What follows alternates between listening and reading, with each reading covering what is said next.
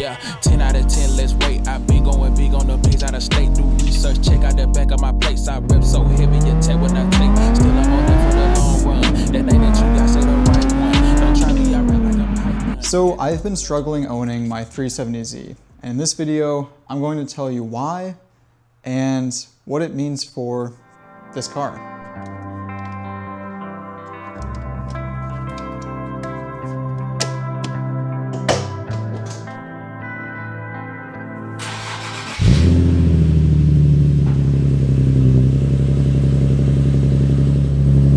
Not gonna lie, the exhaust, it's pretty loud.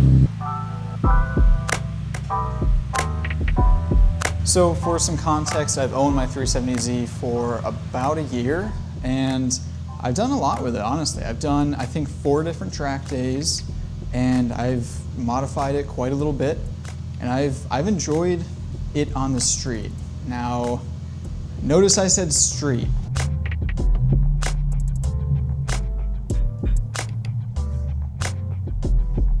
As a street car, this thing's awesome. It's very smooth, it's comfortable. Honestly, I think it's pretty fast. I know there are more faster cars in the world. There always are going to be, but to me, it feels pretty quick on the street. But on track, it leaves a lot to be desired. I mean, it overheats without an oil cooler. When I put an oil cooler on, it doesn't get up to temp quick enough, even with a block off plate. It fuel starves at around like 7/8 of a tank. Like it's pretty bad. It's very obvious that Nissan really did not care about track testing this car when they were making it, because those things just shouldn't have existed. And there are just certain areas where it doesn't feel the most fun to drive. It's a heavier car, and also the steering is a little bit vague, if I'm being completely honest. The weight's fine, but like you don't feel much, and what you do feel is the car being a little bit heavy. You might be noticing that it does not look like its normal self. I have these stock wheels back on. It's got some budget summer tires from the previous owner. Not great. Sway bars are also off. I removed the oil cooler because honestly on the street it was not a great time. Did not get up to temp very quickly. And yeah, I don't know. It drives on the street so much better with a stock oil cooler. Because honestly, a lot of my drives are pretty quick, like, 15 to 20 minute drives. And I want to be able to enjoy the car in that time. When I had an oil cooler, it would not get up to temp within 20 minutes, like, especially on days like this where it's 50 degrees out, something like that. So I ended up taking that off. It's kind of a bummer. That previous video that I did on track, POV video, I really could only get like 2 or 3 laps on track, like in total, before it was at basically like 250, 260 degrees oil temp. That was during the summer, but like that is really, really sad, because I want to be able to enjoy my car both on the street and on the track, and I wasn't able to. So what could I fix to make this like a really, really good track car? I would have to fix the oil temps, which means running a cooler, compromising the kind of streetability of the car a little bit. I would have to fix the fuel starvation, which there are kits where essentially you have to go into the gas tank itself to modify it. It sounds like a massive hassle, and it's kind of expensive. The clutch slave cylinder also has overheated at certain track day events when it's really hot. That would be a clutch kit plus an actual slave cylinder relocation kit. That's like $2,000, a lot of work. And I also have to do the gallery gaskets as well. The car could lose oil pressure at any given moment, and I could be stranded without an engine. So all of those things together, I mean, really, truly, it's like $5,000 plus, all the work to do on this car to get it to be like a good track car. And that's not to mention that after all that work, it'll be almost a $30,000 car, and the insurance is really, really expensive. So it's an expensive car, expensive mods, and I don't know, I'm kind of at like a crossroads to where I feel like I don't want to list it, because I haven't owned it that long and I've made mistakes with previous cars selling them too quick. For example, my Civic Si, I regret selling that car. 100%, I should not have sold that in any way. That was a dumb move, but can't go in the past. And so I'm really curious what you guys think, if you have any experiences like this. I want to use this car as a track car, and honestly, I don't drive enough these days to warrant just having like a nice sports car.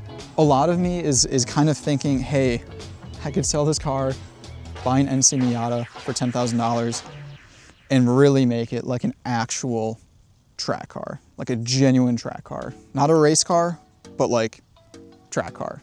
Racing seats, like roll bar, and like aero.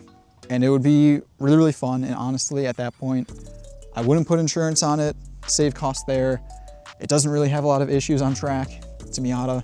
And it's kind of a shame because I did do my research into 370Z before buying it and some of the downfalls of, you know, having this car be a track machine. And I think I just underestimated it. Again, this is fantastic on the street. Genuinely, it's an awesome street car. But at this point in my life, I feel like I kind of want something just for track. And I don't know, I've just been having to make a lot of compromises. Even on my old Civic Si, when it was my only car, I had to kind of compromise there. So, I don't know. I'm really curious to hear what you guys think. I do have the car listed at the moment. If you're interested, let me know. I'll put the link down below. And yeah, honestly, it's time for winter here in Michigan. This is probably one of the nice last weekends before it starts snowing. I did list the car on Facebook Marketplace. If you're interested, I kind of just did it as like a tentative, you know, just to get it out there. The car is going to be in storage during the winter. You know, it's probably one of the last nice weekends before it starts snowing. So I felt like it would be a good time to do that. So let's just go take it for one last drive, one last rip before kind of putting the car cover on for the winter. I don't want to discount giving this car its credit. It's a very, very fun car in the street. I would absolutely recommend it for a normal street car. If you're gonna do a track car, I don't know, man. It's a lot of work, a lot of money to get it just to be able to like run on track. And if you do have a 370Z and you're like, wow, why is he like hate it so much for a track car? You could drive it on track for sure. Especially like if it's your first couple events, it's totally fine. But when you start getting to like a higher level, and I want to get to a higher level with a car that I own, that's when you start seeing some of these cracks in the formula. So yeah, I don't want to say like, yeah, it's a horrible track car or anything like that. It's just not necessarily what I thought when I first got the car.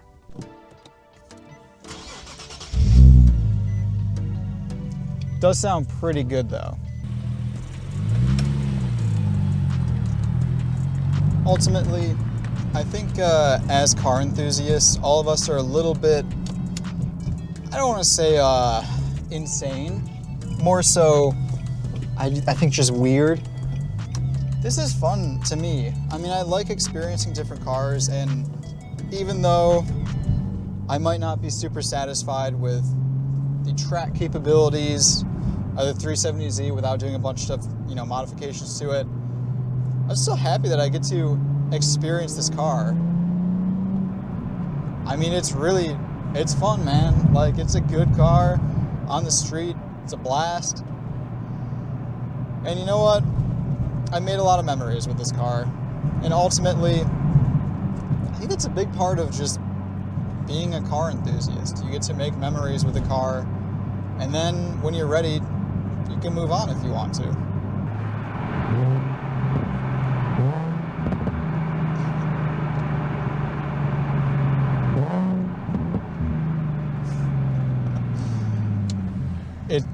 It does sound really good. I personally think VQs are a very good sounding engine.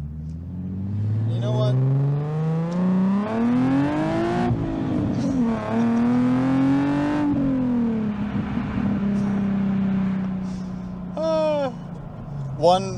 One last pull before we bring it in. Ultimately, time will tell what happens with my 370Z. I'm a bit conflicted and would love to know your guys' thoughts on this. I still don't feel like it makes sense to dump thousands of dollars into it just to get it to survive on track as a dedicated track car. For now, I'm just going to continue to enjoy it on the street until next year, and then I guess that's next year's problem. Until then, I'll have fun driving and taking care of it.